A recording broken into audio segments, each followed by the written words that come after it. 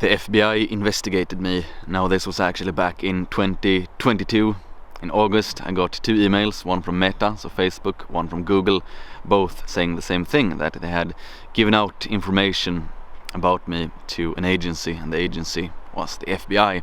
Now at first I thought, is this some sort of spam? Is it even legit? Then I looked into it and turned out to be legit. So then a profound sense of unease hit me.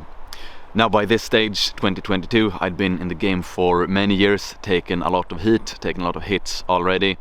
Now nothing came out of the investigation because, of course I've done nothing wrong. I don't know what the investigation was all about. But even so, it felt quite bad, to be honest. Now in terms of an actual outcome, I'd been hit a lot harder before this. So back in 2019, demonetized on YouTube, which I'm still, by the way, shadow banned on YouTube up until quite recently. Now I'm not, by the way, so that feels good. Had my Patreon removed in 2022, had my Instagram account, my first personal one, removed in 2021. That was a big hit. Subsequent removals of Legio Gloria accounts on Instagram, removal of my Facebook account. Those were harder hits in terms of a direct outcome, but in terms of a sense of unease, just sheer unpleasant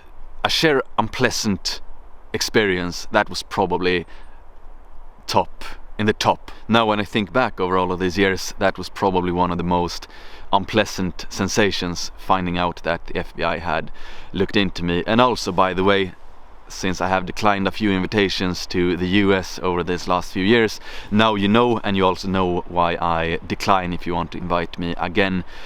Perhaps things are different now, but I'm not sure I want to take any chances by going to the US. So I still remember when it dawned upon me that they were investigating, or they had investigated me. So this must have been in 2021 or something like that. Still, I have no idea what it was all about, and nothing came out of it. But still, I didn't know it back then. So I remember I said to Julia, I'm just going out for a little while. I went to a place where I spent a lot of time during my childhood. So I sat there and I reflected upon my path, and I said the same thing to myself then as I say now, that I've only ever gone along the path of honor. I'm quite literally an angel and I've done nothing wrong. So this is good to remind yourself of when you are, well, I wouldn't say attacked really, but it didn't feel good at all the same, even though it wasn't a direct attack or anything like that. But it can be good to have that spiritual integrity in you, that you can always rely on your very essence, that you know yourself, that you're a good person and you go along the path of honor. Then all will be well. Now at this stage, 2022, I had already been the subject of quite a few hit pieces in the media, and the hit pieces, they can come with a sense of unease, but you will also get new followers and a bit more fame and a bit more exposure and everything like that. So it's a double-edged sword. You have to live with the sense of unease with a hit piece, but you can also use it to your advantage, which I've done over all of these years. So many followers, they've come to me through the mainstream media. So shout out to mainstream media for all of the exposure over all of these years. So anyway, I thought to share a few insights that relate to this unpleasant experience. So first and foremost, I've talked about stoicism in the past, and I've said that stoicism should not be your primary philosophy of life, because it's a very passive and defensive thing, but sometimes you can utilize it. So in this particular case, when I found out about the investigation, then I brought out the shield of stoicism from my armory, and I held it out, and I said to myself, it is what it is. It is what it is. Sometimes you just have to accept things as they are. Not much to be done, to be honest, than to just keep pushing through, which I did, and I'm glad that I kept my composure and everything like that. I kept grinding, kept pushing, everything like that. So in some situations it's good with stoicism to take it out from your armory as a shield to protect yourself. But otherwise you shouldn't have it as a main philosophy, because it's quite passive, and you need a high thumos Norman attitude to life that you want to go forward and conquer. So this has always been my primary philosophy. So I'm LARPing as a medieval Norman knight in Italy. Good stuff, good stuff. If you haven't listened to my podcast episodes about the Normans in the south, I suggest that you do so. So anyway, that about Stoicism. A second insight I probably would have come to anyway, but maybe this experience, it sped up my conclusion here, and that is that you can't escape the matrix. You can't escape society. You can't go off grid. You can't expect to be left alone. It's a very naive thought to think that you can escape. Actually, there are cases when you can go off grid, you can escape the matrix, but then you have to live your life like this. You can't impose your will on the world. So for me, I need to be true to my archetype, the archetype of the enlightened despot, of a philosopher prince. Then I need to work on behalf of my people. Simple stuff. And I know then that I will take heat and I will be subject to these unpleasant experiences. So it really came as no surprise either to be the subject of an investigation, to be the subject of hit pieces, to take heat and hits. It's part and parcel of the journey of the enlightened despot, I suppose. So it's all to be expected. So if you have that ambition in life, which I certainly do, I'm not content with letting my people be tormented in every which way. Not a day goes by without you hear some horrific crime being committed against, our people. I'm talking about the Europeans in a broadly speaking, and of course I want to ensure the well-being of the Swedish people in the most immediate sense. So regime change in Sweden, it needs to happen. Simple stuff, really. So if you embark upon this quest, you will have to deal with these things. And you can't escape the matrix. We need to contest these institutions of power. I've talked about this before at length in videos and podcasts, so I'm not gonna talk more about it now. But there is no escape. We need to engage. We need to engage politically. We need to engage in the institutions of power, in the security apparatus. Otherwise we will have less than good individuals, to put it politely, and they will use these positions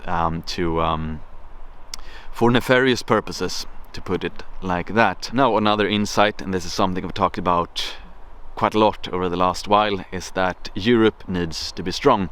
Optimally speaking, if my wishes come true, then we will have a strong USA that looks out for the well-being of heritage Americans and everyone, of course, who contributes in a positive manner to the United States and the EU. And a good EU, not the EU as we have it now, but my hope is that we can be allies, which is, the natural and normal thing, because we are of the same blood, so it's normal that we should be allies, and this is my wish. However, that is a wish, and maybe I'm too optimistic in my dreaming here.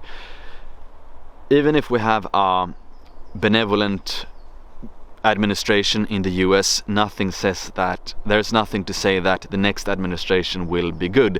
So we can't rely on the US being an ally of Europe, because we don't know what the next regime will bring. Maybe they will be very bad for white Americans, maybe they will be bad for Europeans in Europe. So Europe needs to be strong. And I thought about it when this happened, that if the FBI were to say to Säpo in Sweden, we want you to give us this individual because he has been mean or whatever, would Sweden be strong enough to say no? I don't think so. I'm a very patriotic Swedish man, but I need to be honest with everyone. I need to be honest with myself. I don't think Sweden is strong enough to do this, so therefore we need to be in a union. A European Union, and not the European Union as we know today. So the dorks, to put it mildly, the unprofessional and unserious people in Brussels and Strasbourg, they need to be replaced by good individuals who can actually make Europe strong again. So this is of paramount importance, and I've talked about it before as well. So if you want Europe to be strong, then we need to get serious and we need to be united in some capacity. So I've talked about this in different places, so I'm not gonna talk more about it now, but that was at least an insight that came to me, that if you want to project strength, then you have to have strength, and ultimately at the end of the day, the stronger you are, the more you can implement your will, and the weaker you are, the less resistant you can be towards entities. So the US and Sweden, the US of course is a lot stronger, so were they to put pressure and say, give this individual to us, would Sweden be strong enough to say no? Probably not, but the EU definitely would. So anyway, that all being said, you might wonder, how can I stay so high thumos, high energy and optimistic and happy despite all this setbacks and unpleasant experiences? Well, you can read all about it in Demigod Mentality, which is my life's greatest work. It will continue to be my life's greatest work up until I achieve regime change here in Sweden. Then that will be my life's greatest work. But anyway, do read it. You can find it at legiogloria.com, and there I explain how to approach life in a high thumos fashion. And also, lastly, I want to praise myself a bit. I'm using this as an opportunity to praise myself. I'm spending my this month's narcissism points to praise myself. So look at how I'm flourishing after all. Look at my business endeavors. Look at how I'm flourishing in a very hostile environment. Imagine what I could do in a benevolent environment. Imagine what I could do with some wind in my sails. So yeah, good stuff. So I'm quite confident in myself knowing this. So yeah, good stuff, great stuff. Thanks a lot for watching. Thanks for your support over all of these years. It truly means the world to me. XXO. Boom.